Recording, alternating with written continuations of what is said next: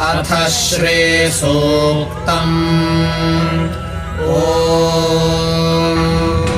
हिरण्यवर्णां हरिणीं सुवर्णरजतस्रजां चन्द्रां हिरण्मयीं लक्ष्मीं जातवेदो महावः तां महावः जातवेदो लक्ष्मीमनपगामिनीम् यस्यां हिरण्यं विन्देयङ्गामश्वं पुरुषादहम् अश्वपूर्वां रथमध्यां हस्तिनादप्रबोधिनीं श्रियं देवीमुपह्वये श्रीर्मा देवीर्जुषताम् कांसोऽस्मितां हिरण्यप्राकारामार्द्रां ज्वलन्तीं तृप्तां तर्पयन्तीं पद्मे